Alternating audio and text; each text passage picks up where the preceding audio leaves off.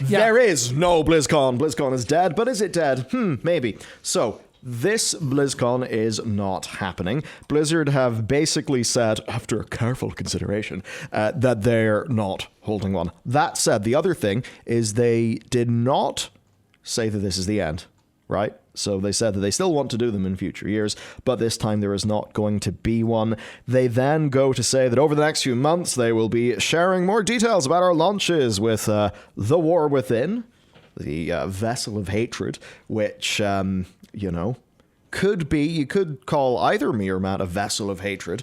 Yeah, I was going to say, based on our Shadowlands performances in this show. But instead, it's actually a Diablo expansion. And on that, Diablo 4's, they may as well just have called it Diablo 4 Season 4. It's really good now. Trust me, because the actual name of the season, the news just dropped. I think, come on. Yes, it's called Loot Reborn. That's what they've called. You know the way all the other seasons for D4 have been like the Vampire's Sanctum, the in-world context versus the what you care about season. Like so it's basically Diablo 4 loot. So anyway, they'll be talking about that, and they don't really have any other games, so that's fine. Yeah, they've got other games, but all those games are just kind of doing what they're doing. It's like Hearthstone, it exists. Yeah, Hearthstone's Tell you what, I played a wee game of Hearthstone Battlegrounds. Sorry to hear that. And you know what, right? It was really fun, but my God, waiting for other players to make their moves. I wish there was just a crackhead edition where you only had 30 seconds to make your moves, so you weren't sitting there waiting at other people, which absolutely is me betraying my lack of strategic thought. Anyway, right, so they don't really have big things this year. They do have big releases, but they're big releases that would be poorly timed. War Within comes out before this BlizzCon. Vessel of Hatred comes out in and around the same time as that BlizzCon. So, announcements-wise, for it to be World of Warcraft, The War Within, you go kill Big Queen Spider. And then 2 months later, we find out what the next well, we already know what's midnight, but if usually you have an expansion come out and then there's a decent span of time. Like there's usually one whole BlizzCon before you find out the next expansion. So it would have been very oddly timed with the newer, faster content cadence. Vessel of Hatred, we already know what it is, and it's coming around that time anyway, which would mean they have no new IP to announce. And even though Holly did actually say, I think the quote from Holly is the RTS side of the business when I was talking with her. Yeah, the Warcraft 1 and 2 re-releases. Yeah. I almost had a fucking heart attack when she said RTS. So please, Holly, please. I heavily doubt there will be anything, anything to talk about there for a good while anyway. So it seems to me there was just nothing really to do at this BlizzCon. The other side will be layoffs and things. A lot of support teams have been gutted, so doing anything aside from core game development is going to be a bit harder, maybe as those teams kind of reconstitute themselves after Phil's great dispensing.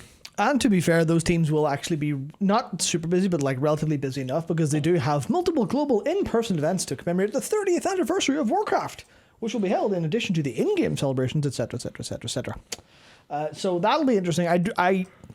I wonder what they'll be. I'm assuming they'll just be here's a World of Warcraft party for some reason. Here you go, win some stuff, have some stuff, which that's sort of sounds dismissive the way I said it, but it's not generally for me, that kind of thing. So it'll be interesting to see what they actually do with that. If they actually go big or kind of make it a small, here's a small meetup, a self-hosted thing, something like that.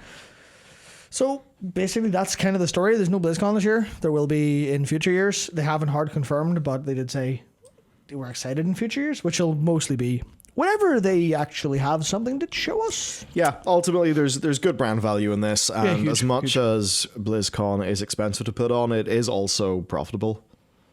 I mean, it would have to be profitable looking at the ticket prices.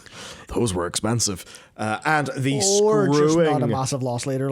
Yeah. The screwing of scalpers when I was there was quite fun. It also might give them a bit more time to do a better BlizzCon. So I think BlizzCon was, as for a stream experience, stuff's good enough. But it was a bit more pared down, a bit more limited, and like they were doing in-person experiences like the Dark Moon Fair, but the Dark Moon Fair's queue situation was so kind of shit that Dan Olsen just got to do an entire video based on it. Which was quite neat. If you remember the "It's rude to be bad at World of Warcraft" video that the channel's folding ideas. If you want to taste into the bad side of the last BlizzCon, that's actually a really good video. I enjoyed it tremendously, though a lot of that is to blame. That lands at the feet of the Hilton and Marriott. Because what are you doing? You're hanging out with people. I didn't really see as much of the con itself. So that's basically that. It probably will not, I don't think this will be the last one. I think they know that there's a very strong value in that. Also, you could say it operates a bit like a Halo product. Now, it's not, in that it's not like, say... It's not about Halo, no. Sorry, I had to say. Come on, Phil. Yeah. Bring Halo to Blizz. No, don't do that. I mean, it would just be all of the things that I've liked just start happening in one place. If I can have like World of Warcraft, Halo, and I don't know, fucking Age of Empires in one con, that'd be great. But no, it's the way that people look at the top trim of a car, or the Mac Pro cheese grater that's super expensive, or the most high-end thing that Razer does, or just anything like that. Or maybe if a company does a low production, crazy sort of car or whatever, it obviously is not existing to make money itself. It's kind of like a broader, big product statement. Look at how cool we are. Wouldn't you like to own another product by the makers of this product?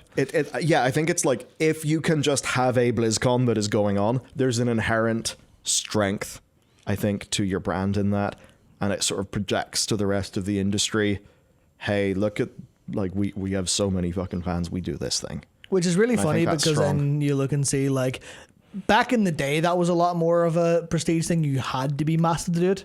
But then you look at, like, XLCon, Nintendo Con, and, like, any live service game that does well basically has something similar, and you're like, I guess it's a little bit of the doing that for your fans. And that's the problem. You get to do all of the things in your own terms. So Path of Exile, or like with XLCon, sure, they will make announcements at whatever Jeff Keighley does, or some fucking event that already exists.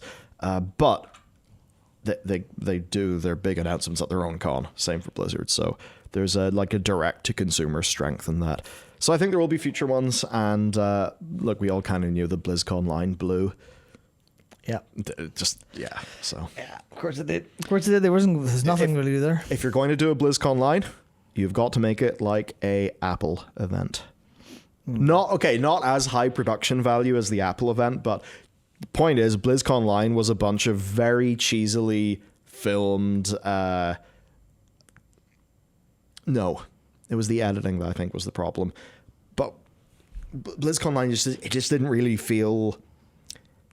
Oh man, I'm actually at a loss for words, but I mean, everybody knows, like, there's just something about it that felt oddly constructed, oddly cut, oddly edited, like it wasn't actually focusing on things that people are interested in. So if you're doing that, don't just do an interview with a bunch of devs and then try to cut it into a piece.